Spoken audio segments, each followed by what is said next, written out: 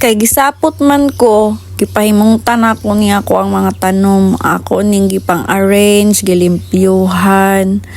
Gisapot ko kay sayo pa nagilak-hilak na ako ang isa ka anak.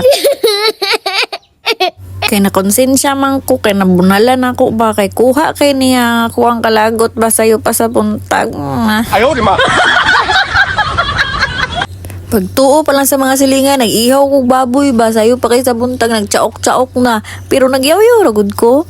Ang yaw-yaw na ako sa iyahan, no? Mura na siya o ka nang gibudal-bunalan. Di, gidayunan ako bunal mo to, nakonsensya ko sa akong mo. Pero akong pasensya, gamay ra kaayo. Dili jud ko taas og pasensya, mao nang wala siguro ko na dayon og teacher kay basig sa future kung na teacher ko pila ka bata akong nabunalan. Cheres, pempeng ko ambisyosa.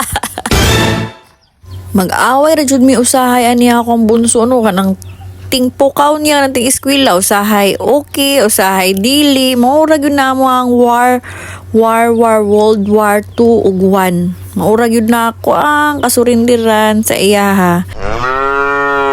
Pero kay ginikana naman ta, mauna na di akong award sa ako ang mama sa una. Mama, sorry. Mauna di akong pagkapasaway. Makita na jud sa panahon.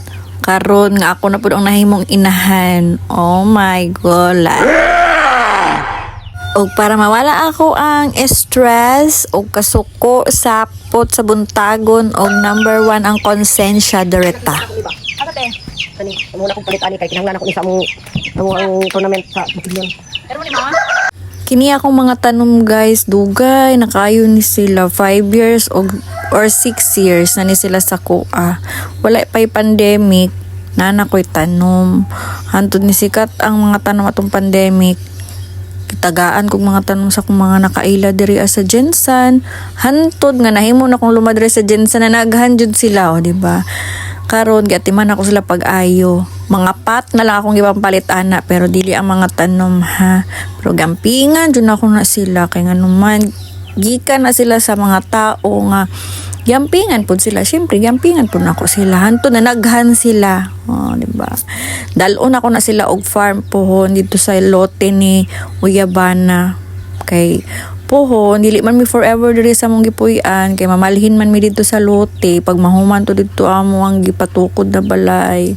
So kani siya temporary sa ni sila sa ilang mga karaan nga pat kay pohon in the future mabalhin na ni sila sa gwapo kaayo nga pat pohon para gwapo kay sila tan-aw. Ug mutsada pa jud sila pag ayo inigbalhin, di ba? Di ba? Tubag ba? Okay. Wala gid ko kailanin nila ba unsay mga pangalan ani nila mga tanuman ni. Ang ako alang nabalaan diri at ko to katong pink lips plant o kuan snake plants, butterfly plants, cactus. Maura gyud akong nailan sa ilaha. Dibi ako plantita no. Pero hilig ko ani na mga tanom. Wala gid ko expect nga managhan sila sa kuang kamot ba. Mahiwagang kamot ni Joy. Ana tong fairy. Okay, bye.